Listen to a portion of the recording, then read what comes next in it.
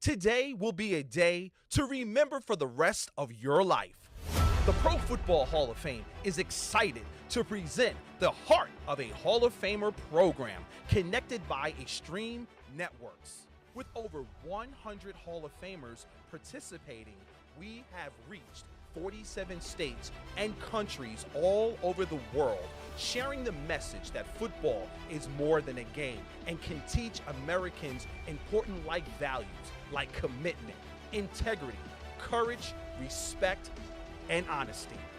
But you have to make right decisions even when nobody's watching you. Well, respect is not just given out. It's not handed out like a brochure. It's earned. Today, you are presented with an opportunity to meet and learn from one of the greatest football players of all time. But more important than that, the chance to see that their Hall of Fame life wasn't given to them. They didn't roll out the bed great.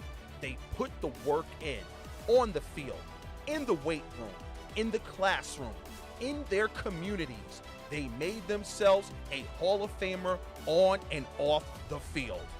Your feet can't take you where your mind's never been. Because you can make it, but it's just gonna take a little hard work and some effort and the drive and determination. And today, you will learn you can do the same thing they did. You don't have to have a gold jacket or a bronze bust to make a difference in the lives of others. It's your decision whether you want to be a successful student, son, daughter, brother, or sister. If attitudes are contagious, is your attitude worth catching? It's integrity as well, because when you decide to pursue something and you don't quit, that says a lot about you. Commitment to excellence. We can all aspire to be the best. Welcome to a once-in-a-lifetime program, the heart of a Hall of Famer program, connected by Extreme Networks. To all the NFL tackles that came before me,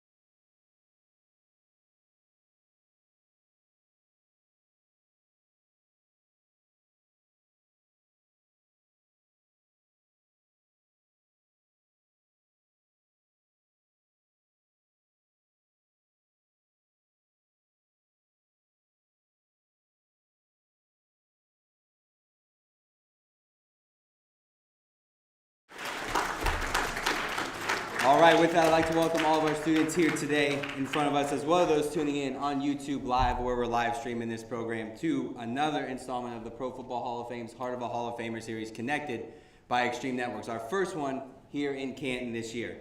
Our mission here at the Pro Football Hall of Fame is to honor the greatest of the game, to preserve its history, to promote its values, and to celebrate excellence together. And those values we promote are those of commitment, integrity, courage, respect, and honesty, all of which made the guy that's going to be sitting right here in this chair a Hall of Fame football player, but it also made him a great person off the field and truly can make everybody in here great students, teachers, and members of their community. My name is Jake Ray. I'm the Youth Education and Leadership Manager here at the Pro Football Hall of Fame. And before we get into everything, we do like to pass out a few thank yous. First and foremost, we like to thank our great partners at Extreme Networks for everything that they do for us here at the Pro Football Hall of Fame, specifically for this program. Without their support, this program would not be possible. We also like to thank all the teachers, administrators, educators, anybody that sent our promo email out, was tuning in live, or brought their students here to the Pro Football Hall of Fame. We're super excited to have all of your students involved here with us today. And lastly, we have to thank our students. Without you guys here, this program doesn't take place. I have a bunch of questions here in my hand, but we're not here to listen to me talk for the next hour, as I told my front row up here. But we're here to hear those questions. And throughout the program today, students, you guys do have an opportunity to ask questions. Some students have been pre-selected. They all have question cards sitting in the back of the room. Periodically throughout the event, we're going to be throwing it back to them to ask some questions. So students, once I direct you to ask a question, you're going to step up to the microphone. You're going to state your name, the school you go to, and then you're going to go ahead and ask your question. Simple as that. We also, if you're watching us on YouTube Live, you do have the opportunity to go ahead and ask some questions as well. So in that YouTube chat, we got people watching that, so go ahead and submit your questions.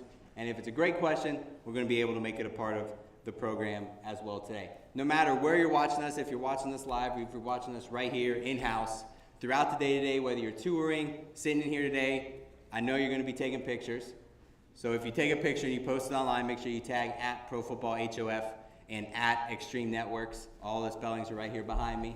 And use the hashtag HOFvalues, and your post just might be reshared here today. So with that, I am proud to welcome a member of the 2000s All-Decade Team, a 7-time Pro Bowler, spent 13 seasons in the NFL, Super Bowl champion, and I may be a little bit biased, but most importantly, a Buckeye, Hall of Famer Orlando Pace.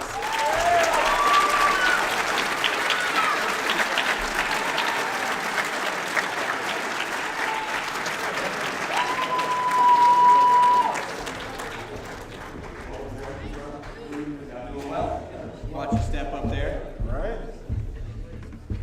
How many Buckeye fans we got in the house? That's it. Always love to start a program off with a big OH and an IO. It doesn't get old. So first and foremost, welcome back to what we like to call your second home here in Canton, Ohio. What's it feel like to walk through those front doors? Wow. Every time I come back, it kind of reminds me of, to your point, being a second home. I grew up here in Sandusky, Ohio. I don't know if many of you have been to Cedar Point, a little small town with the amusement park up there. So that's where I grew up. So, and as I walk through this room, in particular today, it kind of reminds me when I was 13 years old, and I said this in my speech in 2016 when I was inducted into the Pro Football Hall of Fame. The first time I got a chance to walk through this building and see those bronze busts and see really the history of the National Football League, it gave a kid like me a chance to dream, right? I remember that day walking through, thinking to myself, loving the game of football, but really wanting to say, one day I want to have a gold jacket and a bronze bust. So that day, like you guys, many at the age you guys are now, it gave me the opportunity to dream to one day be a Pro Football Hall of Famer, growing up in here, starting my football career here in Ohio, and then ultimately finishing my career here, as you say, my second home in Canton, Ohio at the Hall of Fame. Kind of come full circle, right? Growing up, and we know how important the sport of football here is in this state. Being from Ohio, playing high school football in the state, college football in the state, and then going to the NFL. What are some of the things you learned from your high school days, your college days, around the sport of football, specifically here in Ohio? Just, I'm a little biased. I think Ohio has the best high school football in the country, just because we're tough, we're physical. We play a style of football that many don't play around the country. So, but there's so many different things, and I know we're here to talk about values and what being a Pro Football Hall of Fame is, and those core values that we share as Hall of Famers. All those things can be related to the game of football as well. All those things are implemented in the game of football that I've learned at a very young age. At the time, I didn't know I was learning them, but my coaches, my parents, my community, everybody tried to instill those values in me and provide me with that foundation that really allowed me to succeed in life. You know, we mentioned high schools in Ohio. We want to give a shout out to all of our schools in attendance today, and we got a few, so give me a minute here. We've got East Canton, Theodore Roosevelt, Malvern, Chippewa, North Royalton, John Glenn, Lorraine, Black River, Garfield, Glenville, Lisbon, David Anderson, and McKinley all represented here today. So thank you all for coming out and being here today. So you mentioned values, and you know, that's why we do this program. We love to talk about the game of football, and we could spend all day up here talking X's and O's. But we're here to talk a little bit about the values. So our values, we have commitment, integrity, courage, respect, and honesty. Of those 5, is there one that sticks out to you most that impacted your career, whether it be on or off the field? Wow. As I journeyed through life, and I was thinking about this question as I, just talking about values and those types of things, and all those core values show up at some point throughout my career, right? Obviously now being a parent of 4, I'm really big on, I think integrity is a big thing for me. One of the things that really stands out, to have high moral principles and values and people that can trust you and say, hey man, Orlando, when people say, somebody has really good integrity, that means they're a good person, right? They do good things, they have good moral compass about them. So all those things, I think that those things mean something. That value really means something to me. But it's hard to discount either one of these values because they all play a vital part in every day, in our everyday life, in our world. And it shows up every day, right? Whether we want to acknowledge it or not, these values, these core values show up every day in our life, right? We can look around our community and, you see a teacher, for example, that everybody likes, that everybody gravitates to. And I'll challenge you guys to say, why does everybody gravitate towards that teacher or that parent or that whatever it may be? Those are things, and you sit back and you say, wow, because he probably has great integrity, great moral compass, we respect him, he has courage or whatever it might be. Those are the same core values we talk about today, and it shows up in our community every single day if you guys just pay attention to the people that people really gravitate and really have really good people around them. So.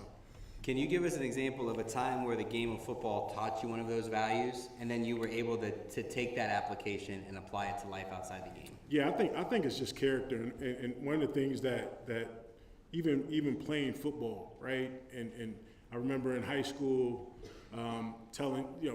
cheat myself on reps or something like that. And high character means, are you doing everything when nobody's watching? Are you doing the right things when nobody's watching? And that's the game of football, or having a commitment where your commitment might not be there. It shows up on game day, or it shows up where your preparation is not there. Your commitment to the game, your commitment to your teammates and your people in that locker room, it all means something. So again, it's hard to point out one of those values because they all mean so much. All right, well, like we mentioned, students are going to have the opportunity to ask questions all throughout the program today. So we're going to go to our first one in the back. So whoever is going to be the first one to step up, go ahead and step up to the mic. Ask your question. First, give us your name and the school you go to, and then go ahead with your question.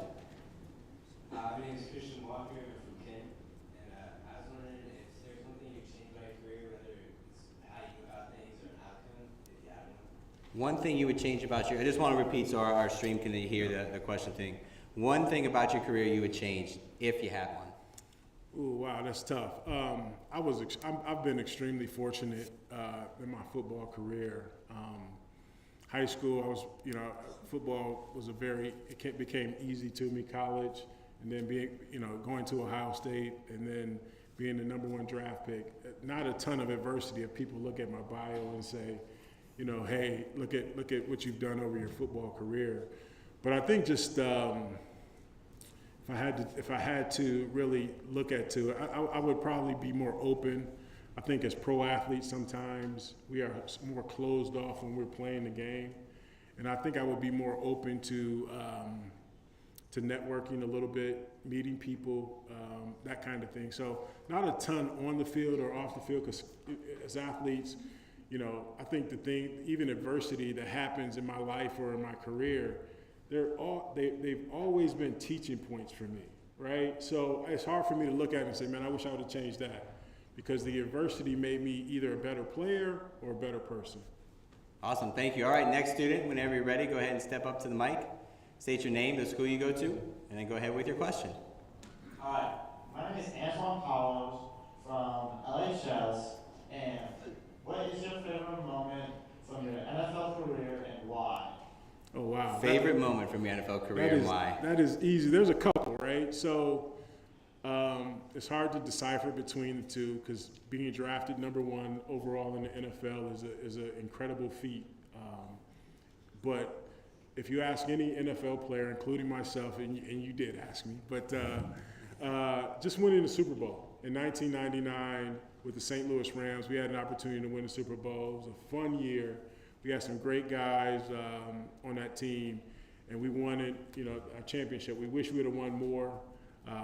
And somebody did ask me about what I would do before. I wish I would have won one more Super Bowl against the Patriots in 2001. But obviously, the highlight of my life and my career is probably winning the Super Bowl, second to probably being in the Pro Football Hall of Fame.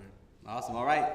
We're going to take another question from one of our students. To step up, state your name, the school you go to, and then go ahead with your question.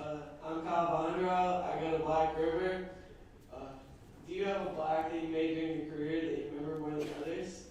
You have a block that you made in your career that you remember more than others? Ooh, wow. I do. It was we're playing the Tampa Bay Buccaneers, and we hadn't scored all game, and it doesn't show up in the stat sheet. None of this stuff shows up in the stat sheet, but the safety was blitzing, so I had to block my defensive end and take a little bit off the safety just so Kurt could throw this game-winning touchdown to Ricky Pro at the time.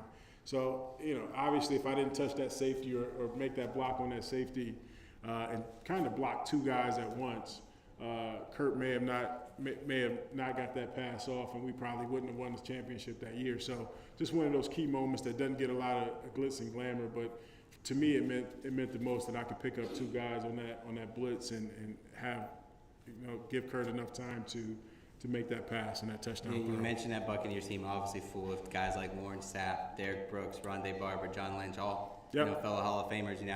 This intro video, you heard a little bit about some other players talking about you. I always think it's a cool relationship between when you're in the game, you're rivals. You obviously have a high level of respect, but when you get to the Hall of Fame, you're all on the same team and you're all sitting in the same room telling stories. What is that level of respect like when you guys are all in the same room telling stories, talking about times you played against each other, and how does that compare to that same level of respect when you're in the NFL? Yeah, first of all, it's still a little odd. Whenever they show the greatest show on turf and us winning the championship, Warren Sapp and Derek Brooks, they all kind of had a certain look on their face. They probably still feel a way about that game, but it was a great game. But when you get in this room and we have a chance to get together and really talk about the game, it's really what the Hall of Fame is about, right? So when we're across the hall from some of the guys that we looked at as a kid growing up in the Hall of Famer, it's such a special moment for us, special time, and to become friends and become on the same team. This is a very elite group, a really close-knit group of guys that really respect each other for not only the game that they play, but really the men that we are at this time. So that means so much to me that obviously guys in the room respect me and vice versa. Along the same lines, you could pick any other Hall of Famer to play alongside. Which Hall of Famer would that be? Ooh, that's tough. You know what? To play alongside of. All right, so one of my childhood idols, and I played with him in the Pro Bowl, but he's the most powerful guy I ever played with in a Pro Bowl.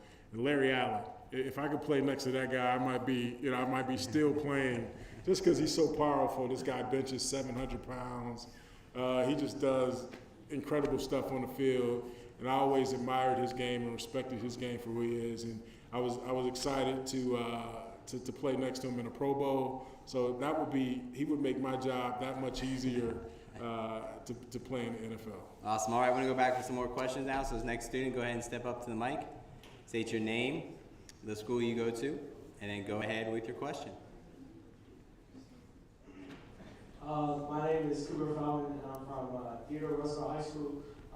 Who was the first Hall of Famer to congratulate you when the news broke that you made it to the Pro Football Hall of Fame? Ooh, wow. Wow, that's a good one. Who was that? That night was such a blur. I was so excited. I'm trying to think. I think the guy that probably was most excited was Marshall Faulk, my running back. I think and we all we're happy for everybody to get in, but once you get in and a teammate of yours is getting in, like I'm more excited than anybody else. Like I was probably the most excited guy when Kurt Warner got in. Or, so when you get guys that you've been playing with, and you see those guys get in, Kurt and I cried together when we got in. So just one of those things that, when you see a teammate get in, you are overly excited because you know the hard work and dedication and that time period meant so much to both of us. I think not only is it cool, obviously, to see your teammates, but it goes to show, how close you stay with that team. You obviously, you see them 80% of the week during your NFL season. You're still friends today. How important is it whether it's in the game of football, in school, to build and then maintain those relationships after, everybody kind of goes their separate ways? Yeah, it's football has been a great asset in my life for many reasons, but really just building friendships. Even today, I hang out with guys that I played high school football with, right? College football with, and now pro football with. And guys, once you win a championship with a guy, you're just in that locker room, and you spend so much time together, you get to understand. And I guess the great thing about the locker room is there's so many different walks of life that walk through, whether you're, people, different walks of life, different backgrounds. And we just kind of all share that common goal. We want to win football games. We want to be a unit, and we want to just go out and do our best and play for each other. So that's the great thing about the game of football that probably enough isn't said about. It's just the camaraderie, the friendship, the bond, everything that you build through the sport. Awesome. All right, we're going to take another question from one of our students in the back. So step up, state your name, the school you go to, and then go ahead with your question. Hello, my name is Chase Calda, and I go to Black River. My question is, what was it like to be on Celebrity Family Feud? Celebrity Family Feud. Yeah, first of all, that was one of the great perks of being a Hall of Famer, right? to go on, and I was a little nervous, right? Because you get some weird questions. It was like, like what room? I can't say that, but it was like some weird, really weird questions on there, and it's kind of pressure. Like once those lights come on, and Steve Harvey, who's hilarious, had us cracking up the whole entire time. It was really fun. It was a dream of mine. I remember watching it as a kid, thinking, man, I wonder how my family would do on there, right? But we went on, and then fellow Hall of Famer Bruce Smith, I don't know if you guys saw the episode, YouTube it, I'm sure it's out there. He made us go viral because he had some crazy, wild answer that we had to retape like 3 times just because he kept saying the wrong answer that wasn't made for television. So, but it was a great time. I really enjoyed it. I'm a huge fan of the show. So just one of the great perks of being a Hall of Famer is you get a chance and you get invited to be on things like Family Feud. You mentioned having those perks, and obviously, having a bronze bust and a gold jacket gives you that platform to do so. But outside of, the cool stuff, tickets to the game, sideline, suites, getting to walk around with that jacket on, how have you been able to take the new platform that you have, Orlando Pace Hall of Famer, to do good in the community or to give back, and what are some of the ways you do that? Just kind of, obviously, when you're in the Hall of Fame, it's no longer just Orlando Pace. It's Pro Football Hall of Famer Orlando Pace. So there's a different standard that you have to live by, and that you kind of, it's great to, Family Feud and all these great perks to happen, but there is a way that we have to live our lives because it's just not about us anymore. It's about, you don't want to, obviously your family and everything that kind of comes along with it. And then one of the platforms, it gives you, the great thing is it gives you really platform to do better in your community, do great things in your community, whether it's scholarships or whatever it might be, or just go back and do great things like this. Share the word, things that, the values that the Hall of Famers live in, like having a conversation like this and really talk about values and things that really helped me along my journey to get to this point of the Hall of Fame. So it gives you, it's a tremendous platform for all of us, to be on, but it comes with a great responsibility as well. All right, we're gonna take another question from our students, so go ahead and step up, state your name, the school you go to, love the jersey, and then go ahead and ask your question. I like the jersey. Not the pro team, but the guy team's who's not doing representing. so well, Yeah. but the jersey is cool. I'm William Kozakis. I go to John Glenn High School, and what did it mean to be able to block for a season MVP in 3 straight seasons? Wow, it was great. That was a great time to be a pro athlete. Obviously, to be an offensive tackle. We don't get a ton of awards, but for us to block for Marshall Faulk, Kurt Warner, who won 2 MVPs, those are the fruits of our labor in a sense, because we don't get a lot of accolades or whatever at that time. So to be a part of that process of those guys winning MVPs, always a special time, great time. We won a lot of games and had a lot of fun. All right, next student, go ahead and step up to the mic. And again, state your name, the school you go to, and then go ahead with your question. My name is Justin Stanbush, and I go to John Glenn High School. And my question for you is, who influenced you the most in your life, and how did they do that? Oh, wow. Great question. Great question. Wow, I wish I could just name one. I think the one that would stand out most is probably my mother. Just her dedication, working 2 jobs to make life a lot easier for me, to do what she had to do, her sacrifice, her commitment, all the things that she did to make sure that I was, fed and clothed and had a house over my head. One of the things that you can never really repay, but you just want to acknowledge she was a huge influence in my life. Just to see how hard she worked every day, just to allow me to do the things that I do. That's cool. Obviously, growing up, you played more than football, being a multiple sport athlete, meaning your mom had to get you all those practices. Absolutely. At the end of your high school career, why was it important for you to play all those multiple sports, and what did you gain from playing in different sports throughout the school year? Yeah, times are different.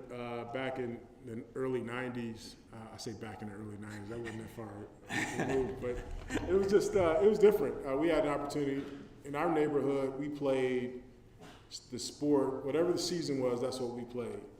Times are a little different now. We didn't have specialized coaches for everything. We just kind of went out and played. And we learned the skill of either football or basketball or baseball. We just learned in our neighborhood.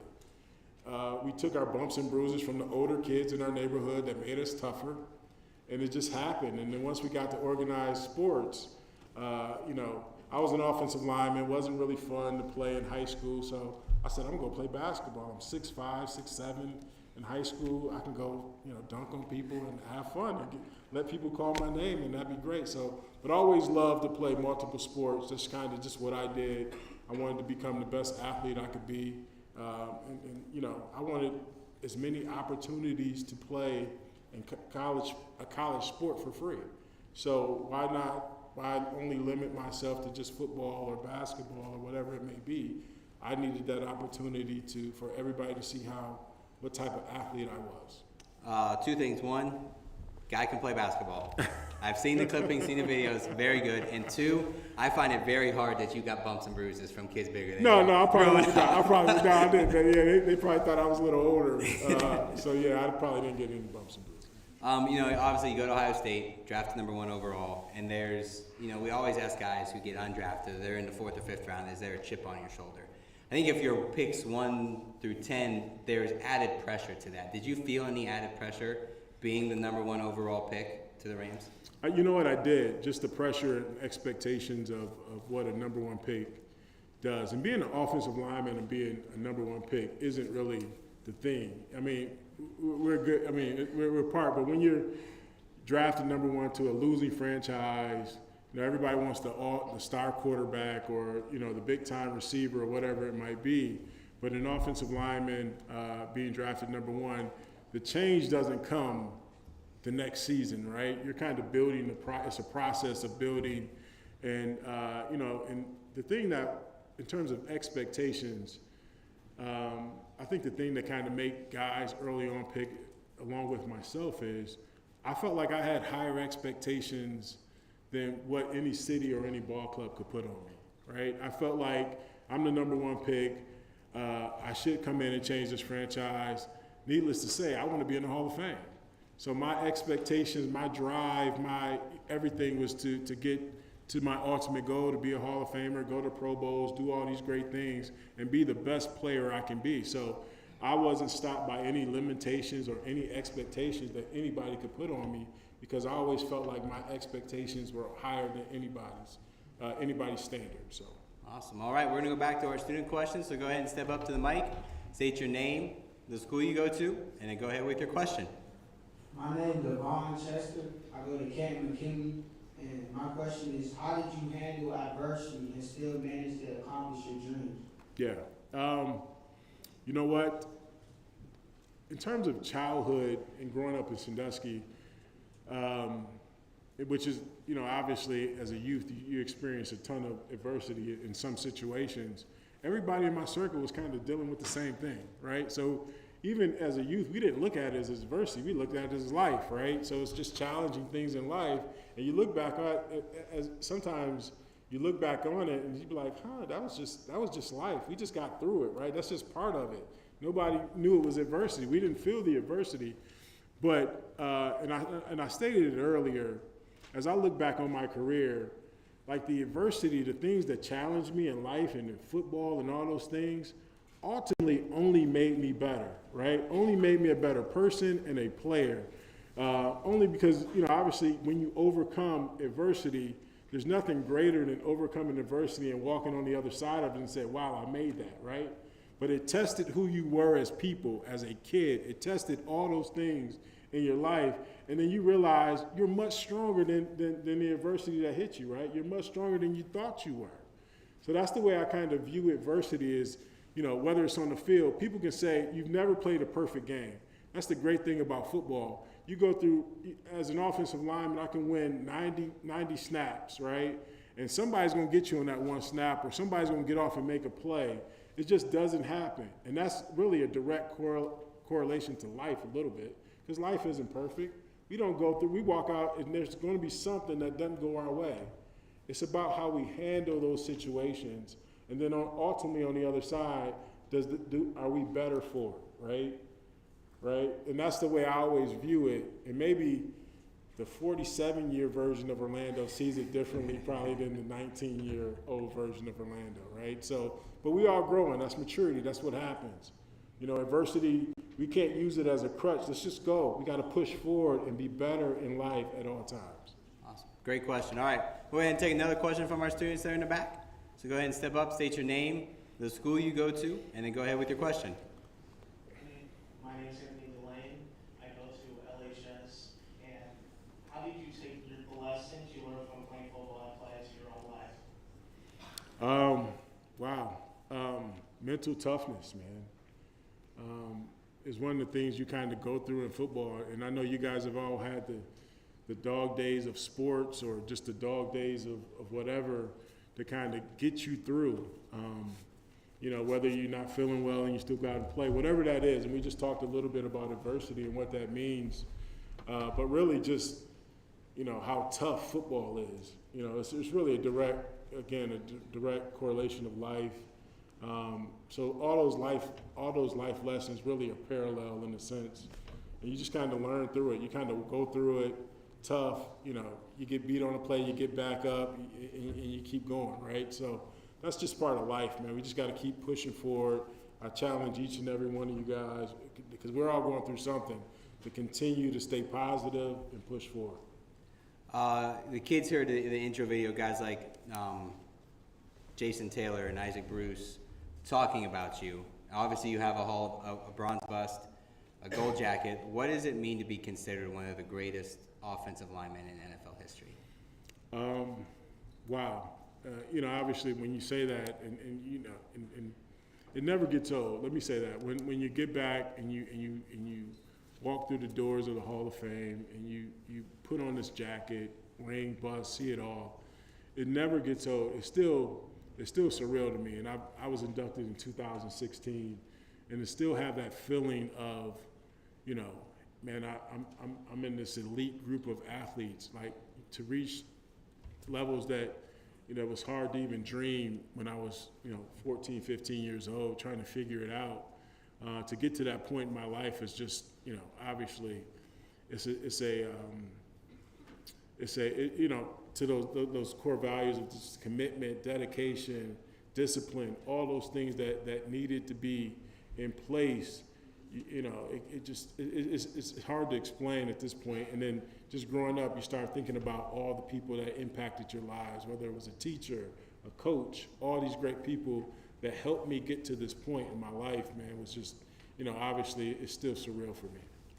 You've got the jacket, the bust, the ring, Super Bowl champion, #1 overall draft pick, all of these accolades.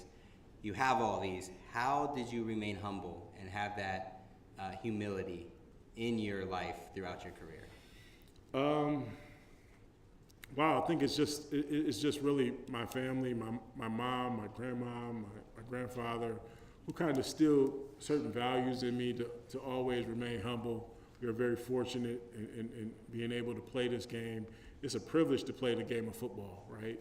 And never lose sight of that. And then, the game is just, has its peaks and valleys, man. And I'm always a person that, no matter how great life is or how down life is, I like to stay balanced. I want to be in a balanced space.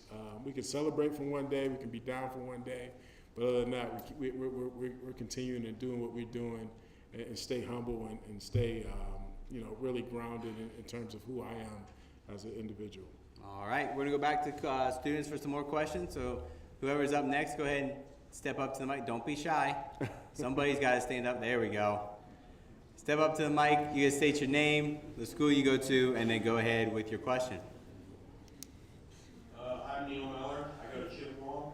And who was your favorite teammate in college and the NFL? Ooh, wow, great questions. College, I played with a guy. I just went to his birthday party last week too. Eddie George is probably my favorite college teammate, just for what we were able to do, the type of man he is, the type of person he is. He was probably my favorite college player, and then teammate, I should say. And then this question always gets me in trouble, right? So with the St. Louis Rams, because I got a couple Hall of Famers that if I say, I know they'll see something. So it's very tough to say it, because our St. Louis Ram team was made up of so many great people. Isaac Bruce was probably my favorite pro teammate, because we were locker mates. We sat pretty close to each other every day, so we got a chance to know each other well. And again, I was happy and excited for him to get in the Hall of Fame. But yeah, he's probably my favorite. Don't tell Kurt Warner or Marshall Faulk that, just because I don't want any bias or any looks at me when I walk in. So. All right, great question. All right, we're going to take another one from our students there in the back. So go ahead and step up, state your name, the school you go to, and then go ahead with your question.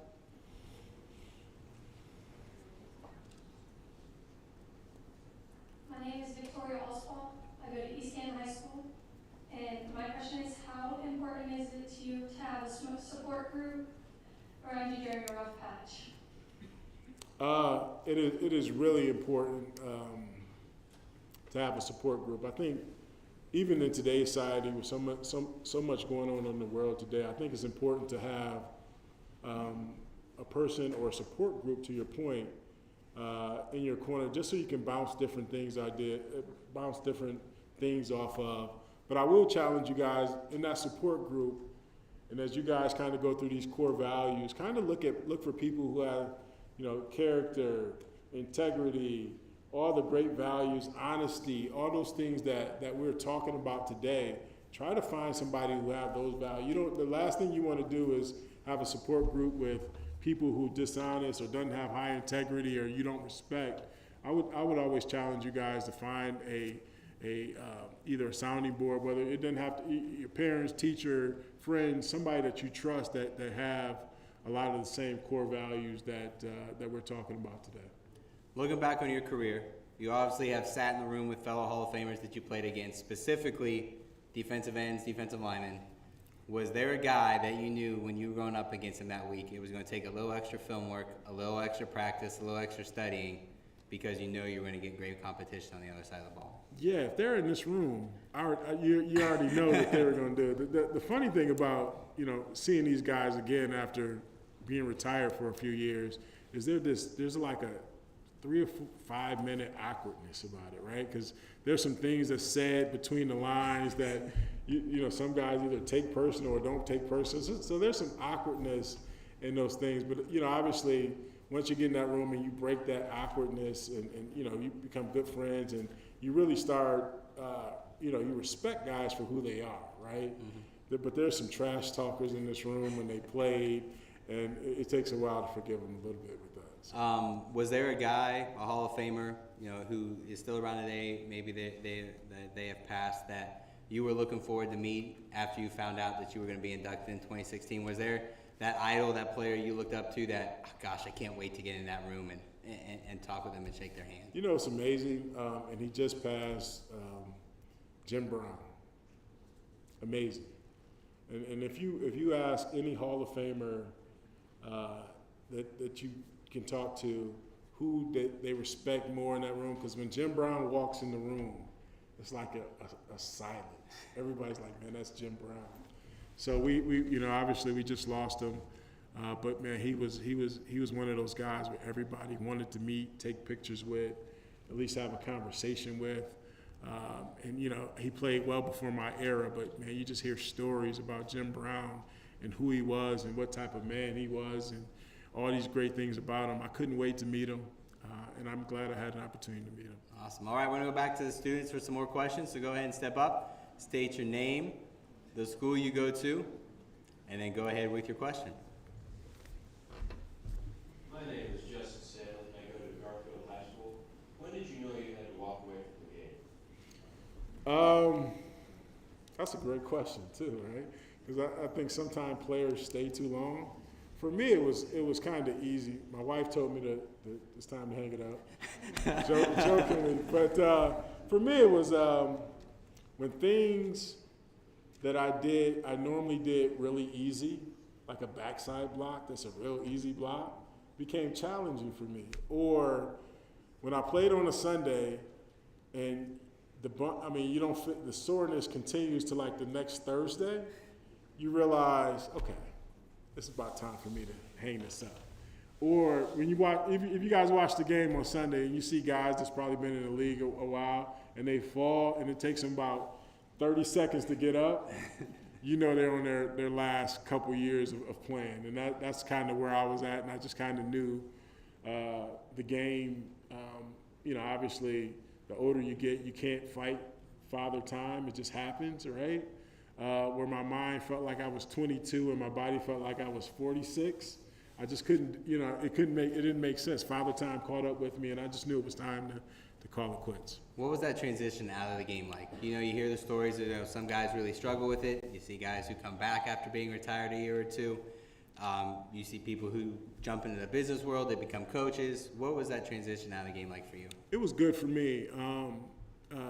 I can't complain because I think I was ready, right? Mentally, I was done with the game. I was checked out, and it was funny because another Hall of Famer had a great quote that I still live by today.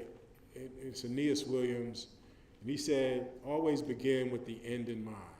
Right? It was one of his famous quotes in his speech, and for me, it was always, and I thought that I just didn't know it until I heard him say that. Like, you have to begin the game. Like, I knew what I wanted out of the game of football. And I walked away and I'd done everything that I wanted to do in terms of all the teams, the success, everything that I had in this game, and the gift that the game has given me in terms of, financial rewards, friendships, all these great things that the game has given me. I was done. I couldn't do any more in the game, and then being here in the Hall of Fame was just icing on top of what I consider a great career. Awesome. All right, students, we got some time for some more questions, so go ahead and step up to the mic, state your name, the school you go to, and then go ahead with your question. Hi, my name is Logan McDonald. I go to East Canton High School, and my question is, when adversity struck, where did you go to regain your confidence? Ooh, tough. Wow, that's a good one. At different stages, different people probably helped me go on. I am a guy that has like internal, like I internalize a lot, right? Initially, especially in the game of football, like I internalize it. Again, I got a 24-hour rule, either good or bad. Let's keep it moving. I think my mom is one that I really confide in terms of just challenging things in life and that kind of things. And then, so she's always been that person for me. So I've been very fortunate to have a mother like that was always supportive and always, I say keep it real or tell you exactly, because in life, and sometimes being a pro athlete, you kind of find people in your life that kind of just tell you what they think you want to hear. And when you're dealing with some adverse situations, you want to hear from somebody that cares about you, that loves you, and supports you.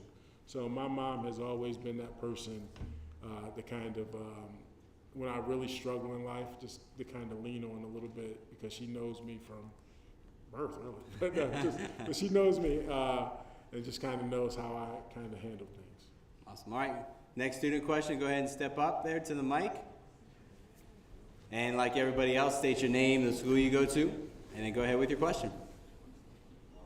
I'm Jack from Kent Roosevelt, and I was wondering what your proudest moment prior to being drafted in the NFL was. Wow. There's so many moments. So even prior to being drafted, and I know we got a lot of Buckeye fans, for me, Ohio State was the best thing, the best 3 years of my life. Outside of my family and my kids, just going there, being, wow, it was a great experience. But just, I think, winning the Rose Bowl, in college I won 2 Lombardis, which was great. Just to accomplish everything I wanted at that university on the field was a great feat for me. But I would just say my entire experience at Ohio State was probably one of the highlights of my life outside of my family and my kids. How cool is it to see your lineage, your son, your last name still on the back of an Ohio State jersey right now, and maybe another one coming down the road? Maybe another one, yeah. Well, my brainwashing since birth is working. But obviously just, I am very passionate about being a Buckeye and the things that I was able to accomplish there. And just, again, all my brainwashing is working, man. But no, it's just, for them to share in that same passion as a parent, for those of you parents in the house, for your kids to share in some of the same passions that you love, and it's always gratifying. All right, got some time for some more questions in the back, so go ahead. Make your way all the way down the row. Back there to the microphone, state your name, the school you go to, and then go ahead with your question. Hello, my name is Sam Pettit from Chippewa. Why did you choose Ohio State coming out of high school when you have other schools like Michigan, USC, and Miami? Great transition. Great transition to that. Believe it or not, as much as I hate to say this, I know what you're going to say. I know. I'm thinking about all the way up until like junior high school, I was the anti-Ohio State, whatever, right? I'm like, dude, I'm going to the school up north, and because I live in Sandusky, so half the city split on both those schools. So I was anti-Ohio State, and then I took my visit, and I loved it, right? And being from Ohio, I got to be honest, I took visits to Miami because I had never been to Florida at the time.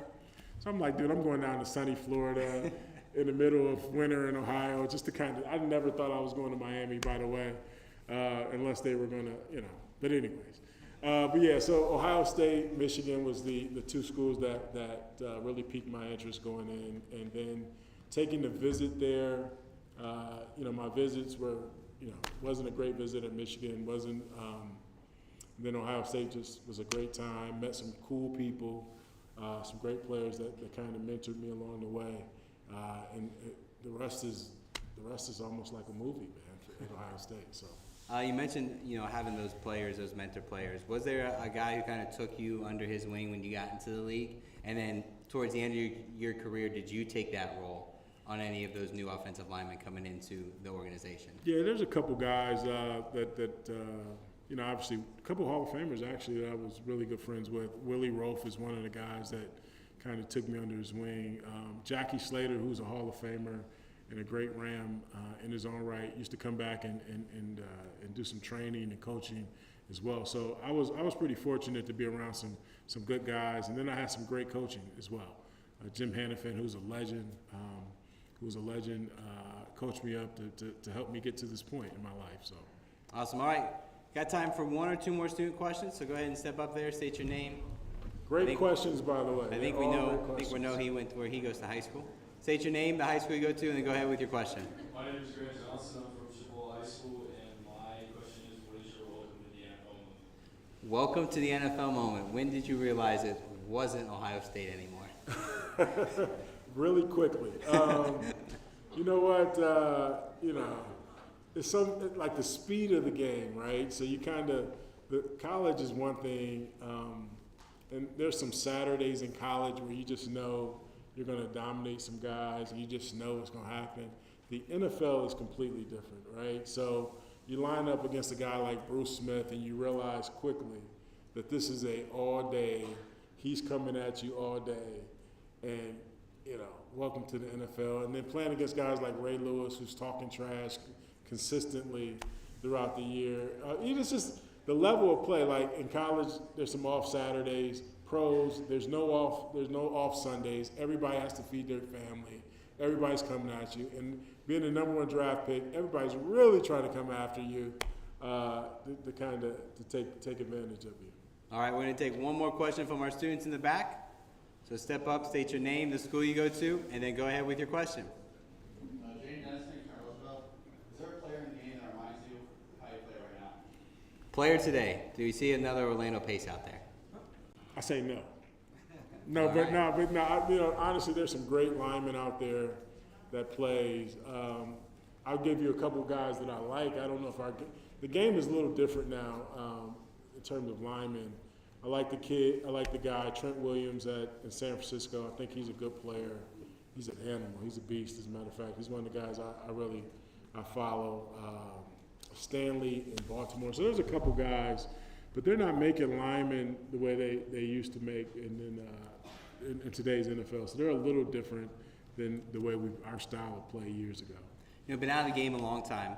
Well, not a long time. Yeah, I'm old. He's calling me old. I didn't say that. Those words didn't come out loud. Do you find yourself watching the game as a fan of the NFL or as a former offensive lineman? So what's funny, the way I watch the game is a little different. So I watch the game inside out. So a lot of people just see receivers scoring, doing things like that. I watch the game from the lineman in the trenches perspective, and then I watch it how it progresses. Like I could tell who's winning the game without showing the score just based on who's getting pushed up the line. Is the offensive line dominating the defensive line, or is the defensive line getting more push? So I always kind of watch it from that standpoint because I want to see who's more physical based on the offensive line or the defensive line. All right, we got one more question for you, but before we get to that, I do want to thank you for coming back, taking time out of your busy schedule to come here to the Hall of Fame, your second home, as we mentioned, here in Canton, Ohio. So our last question we have, and we ask this to every Hall of Famer that we do this program with. We've given so much advice today, so many little nuggets of information. I've seen people taking notes. If there's one item, one key piece you want them to leave with today, that last nugget of information, what's that one thing you want them to walk away with today? Wow, we can talk about like the key values and everything. One thing I always want to share, especially in today's youth, is, and I just want to leave you guys with this: you are enough, right?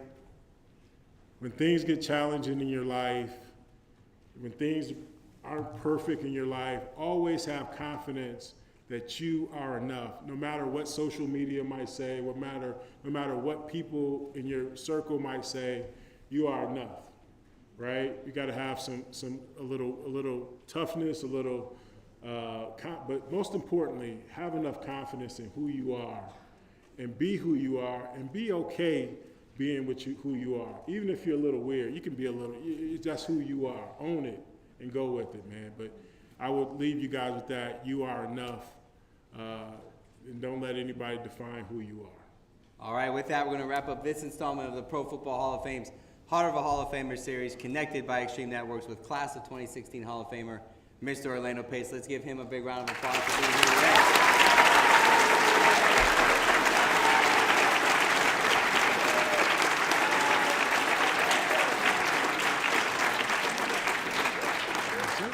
To all of our students, thank you for being here. Mr. Pace, thank you from all of us here at the Pro Football Hall of Fame, from Mr. Porter all the way down to our youth and education team. Thank you for being here. Thank you for everything you do for the game in the Pro Football Hall of Fame. And that'll be it for today's program. Before we leave, guys, hold up 1 second.